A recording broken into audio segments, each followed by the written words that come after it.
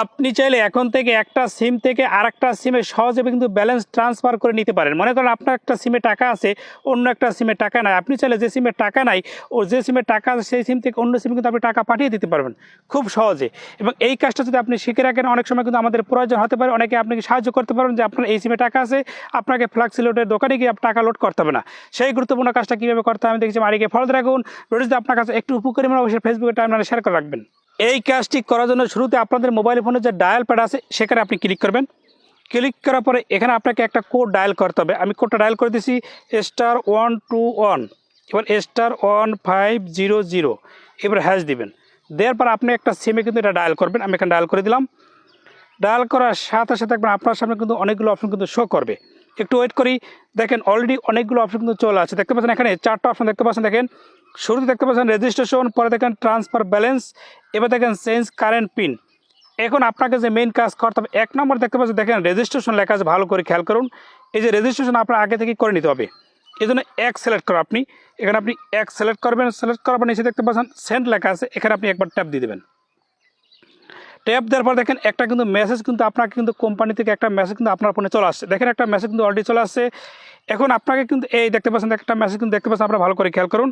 এখানে কিন্তু আপনাকে একটা 4 ডিজিটের পিন কিন্তু ওই কোম্পানি আপনাকে দিয়ে দিয়েছে। দেখেন এই যে যেহেতু আমার একটা গ্রামীণ সিম, এই জন্য দেখতে পাচ্ছেন একটা পিন দেখতে পাচ্ছেন ইউর পাসওয়ার্ড লেখা, দেখেন 4 ডিজিট। এই পিনটা আপনি শুরুতে খাতায় লিখে রাখবেন অথবা আপনি মনে রাখবেন। আমি একটু মনে রাখলাম 7764, আমি মনে রাখলাম। এখন আপনাকে যে কাজ করতে আবার আপনি কী করবেন, সেই মোবাইল ফোনে ডায়াল প্যাডে চলে যাবেন। যাওয়ার পরে এরপর আপনি আবার ডায়াল করবেন *121*1500#।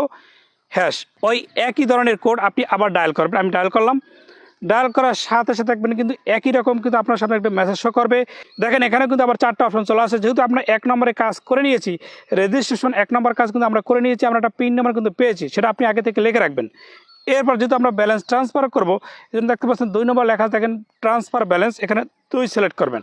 এবার উপর দেখতে পাচ্ছেন সেন্ড লেখা আছে, এই সেন্ডে আপনি ক্লিক করে দেবেন। ক্লিক করবে দেখেন এখানে বলতেছে আপনি কোন নাম্বার আসলে টাকা পাঠাতে চান, এখানে একটা নাম্বার আপনি বসিয়ে দেবেন। আমি এখান থেকে একটা নাম্বার বসিয়ে দিলাম।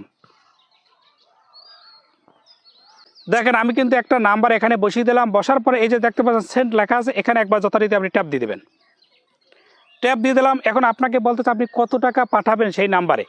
আমি মনে করেন এখানে আমি 10 টাকা পাঠাতে চাই, জাস্ট এখানে 10 লিখলাম। লেখার পর এই যে দেখতে পাচ্ছেন সেন্ড বাটন, এখানে আপনি একবার যথারীতি ট্যাপ দিয়ে দেবেন।